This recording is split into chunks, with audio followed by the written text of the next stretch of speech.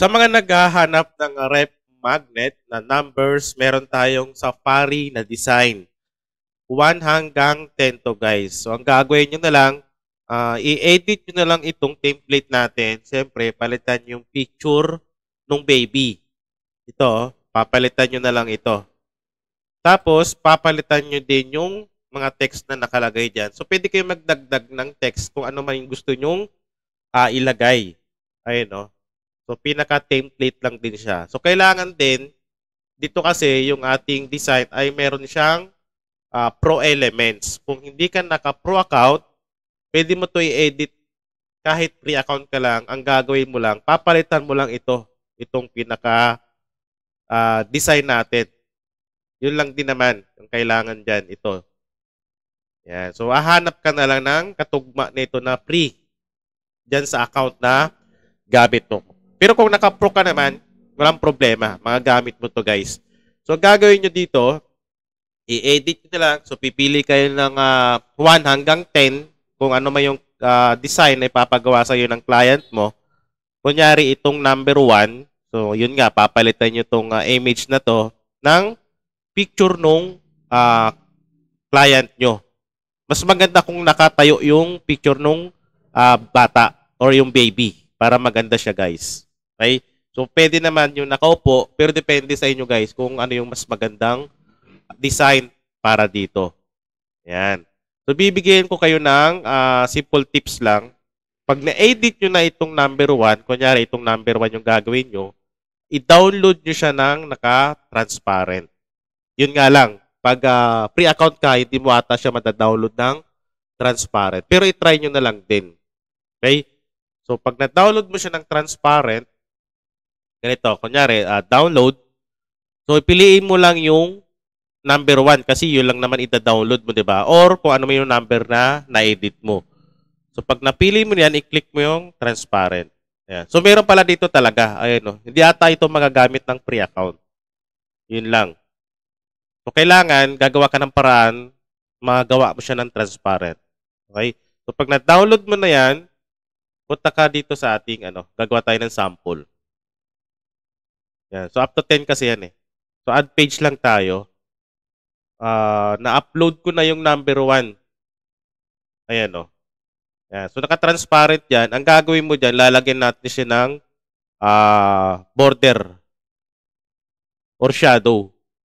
So, palitan natin yung background niya para makita niyo yung gagawin natin. Di ba? So, nakaganyan siya. So, plain lang. Ayun, no? Plain lang. Ayan. So, dito, click mo yung edit. Tapos, punta ka sa shadow, lagyan natin ng outline. Ayan. So, yung outline niya, gawin natin white. Ayan, no? Di ba? Mas maganda siya tignan. So, ang gagawin mo dyan, hindi lang siya maganda tignan. Kumbaga, meron kang guide kung saan ka magkakat. Yung guide na yan, yung line, yung white, dyan ka magkakat. Ayun, no? Ikakat mo siya dyan. Yan, hanggang pababa. So, meron ka ng idea kung saan mo siya ikakat. Ayun, no? Diba?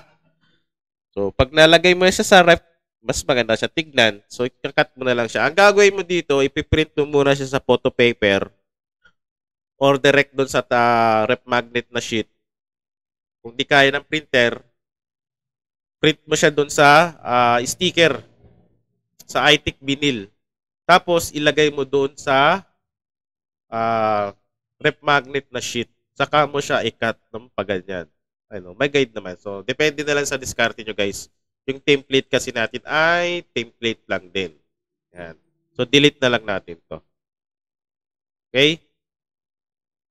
Ang size pala niyan, guys, ay 4 by 5 inches. Yun yung size niyan. So, katamtaman lang yan para sa ating ref magnet. Saan nga ba mabibili yung template natin? Siyempre, dito lang yan sa digibelieve.com. I-click mo na lang yung link dyan sa description or sa comment section. Marami ka pwedeng pagpilian dito. At the same time, meron din tayong promo, 20%.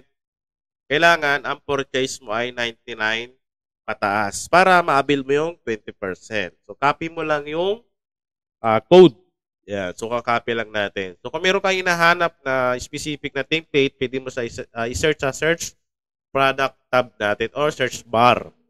Yan. So, i-click natin itong Safari. Yan. Tapos, mag-click pa tayo ng isa para ma-activate natin yung code. So, hanap tayo ng, ito na lang, pencil wrap. Yan. So, check out.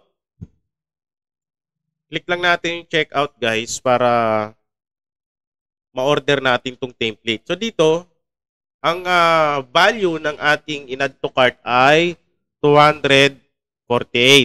So, ilagay natin yung discount code. Ayan. Apply mo lang. So, naka-discount ka or naka-save ka ng 50 pesos din. Ayan. So, 50 pesos din yan, guys. Malaking bagay din yan. So, ang babayaran mo na lang ay 198. Ayan. So, meron ka ng Safari numbers na ref magnet template at smiling creators pencil wrap template. Di ba? So, malaking tulong yung discount code natin. So, dito, pinaka-importante at pinakamahalaga ay yung email. Kailangan tama yan. Kasi dyan, isi-send yung template.